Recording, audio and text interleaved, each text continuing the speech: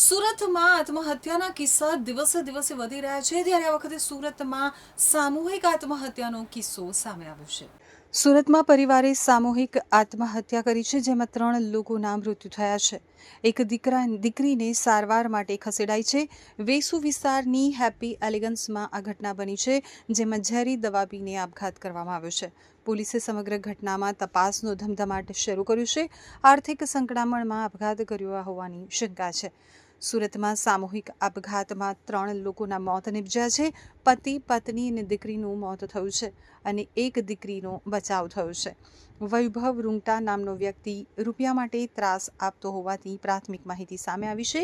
આપઘાત કરનારે suicide not લખી અને આપઘાત કર્યો છે અને તેના આધારે પોલીસે તપાસ શરૂ કરી છે। મૃતદેહને પીએમ માટે ખસેડવામાં આવ્યા છે અને પીએમ થયા બાદ મૃતદેહ પરિવારજનોને સોંપવામાં આવશે। પોલીસે મૃતકોના મોબાઈલ ફોન પણ લીધા છે અને સ્યુસાઇડ નોટના આધારે તપાસ શરૂ કરી છે। મૃતક પરિવારે વૈભવ નામના શખ્સ પાસેથી વ્યાજે રૂપિયા લીધા હોઈ શકે તેવી પોલીસને આશંકા છે। તો પોલીસે પરિવારજનોના નિવેદન પણ લીધા છે અને વેસુ પોલીસે ગુનો નોંધી અને તપાસ શરૂ કરી છે। આપઘાત પાછળનું ચોક્કસ કારણ હજુ સુધી સામે આવ્યું નથી, પરંતુ વ્યાજખોરના કારણે આપઘાત કર્યો હોઈ શકે છે। ગઈકાલે સાંજે વેસુ પોલીસ સ્ટેશન એરિયામાં હેપી એલિગન્સ નામની એક બિલ્ડિંગ છે, એમાં એક પરિવારે સામૂહિક આત્મહત્યા કરી છે એવો સમાચાર મળતા પોલીસ સ્થાનિકે પહોંચેલા, જેમાં ઘરના સભ્ય છે બાલમુકુંદ, એમને ત્યાં ડેથ જાહેર કરેલા 108ને બોલાવતા એમના પત્ની તથા 2 બાળકીઓ જે છે એમને હોસ્પિટલમાં એડમિટ કરવામાં આવેલા। એમના સસરા એમની પૂછપરછ કરવામાં આવેલ તો એ લોકોના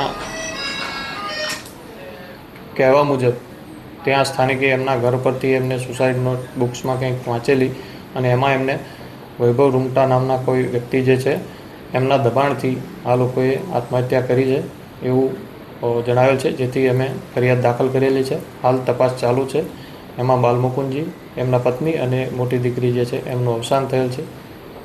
જી સર, સુસાઇડ નોટમાં શું ઉલ્લેખ કરવામાં આવે છે? આર્થિક સંકળામણના કારણે હોઈ શકે એવું? સુસાઇડ નોટ હજી પોલીસે અમે કબજે લીધેલી નથી, અમારે પંચનામું અને તપાસ બાકી છે, જેથી હાલ સુસાઇડ નોટમાં ડિટેલમાં શું છે એ તપાસ દરમિયાન ખબર પડશે। બેકગ્રાઉન્ડ હજી જાણવા નથી મળ્યું। પ્રાથમિક દ્રષ્ટિએ એવું જાણવા મળેલ છે કે એ કોઈ દલાલીનો ધંધો કરે છે ટેક્સટાઇલ માર્કેટમાં।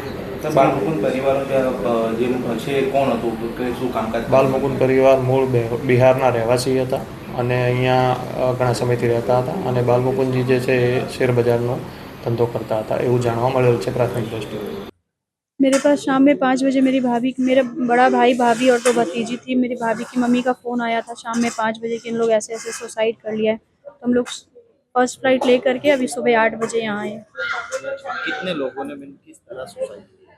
क्या खाया नहीं खाया ये मुझे नहीं पता है। 4 लोगों ने, भाई, भाभी और 2 भतीजियाँ। और ये क्या काम करते थे? शेर का काम करते थे। और कोई वजह सामने आई है? नहीं, कुछ भी पता नहीं है। पुलिस से आप क्या उम्मीद रखते हैं? पुलिस से ये उम्मीद है कि जो भी सुसाइड नोट में लिखा गया उस पर इन्वेस्टिगेशन होना चाहिए। किसका नाम है? कुछ मालूम? हाँ, मीडिया वाले से पता चला है कि वैभव रूंगटा कोई है। कौन है? मुझे कुछ भी पता नहीं है। घटना तो क्या 4 बजे के 11 में फोन आया मेरे को। मैंने अपने बीवी बच्चे को यहाँ भेजा और 4:35 में मैं यहाँ पहुँचा। देखा कुछ भी नहीं है। तो मेरी बेटी में दोनों बच्चों में जान थी, तुरंत एम्बुलेंस करके ग्रीन लीफ हॉस्पिटल भेजा। उन लोग को हॉस्पिटल भेज दिया अपने बच्चों के साथ। मैं यहीं था, फिर पुलिस आई तो अपना काम की। कितने बजे घटना टाइम? मेरे को तो 4:11 में फोन आया, तो मैं क्या बताऊँ? क्यों कर ऐसा? मैं क्या बता सकता हूँ क्यों किया। क्या मांग है आपकी? मांग क्या है? क्या मांग? मेरी मांग क्या है, पुलिस अपना काम करेगी। सुसाइड नोट मिला है और जिसको भी पकड़ना है पुलिस पकड़ेगी। सुसाइड नोट में क्या लिखा है? सुसाइड नोट में क्या लिखा है मालूम है? मेरे को पूरी नहीं मालूम। क्या काम करते थे? शेयर मार्केट का। 4 लोगों के नाम क्या है? मरने वाले के चारों को नाम क्या है? बाल मुकुंद खेतान, प्रियंका खेतान, भव्या खेतान और पार्थिवी बची हुई है। परिवार में ऐसा कोई झगड़ा पकड़ा ऐसा कुछ? कभी नहीं, ऐसा पकड़ा ना कभी नहीं। कभी बच्चे स्कूल पढ़ते होता भी होगा घर के अंदर तो मुझे क्या मालूम। बच्चे मैं तो अपने घर रहता हूँ। आपसे बात होती नहीं है?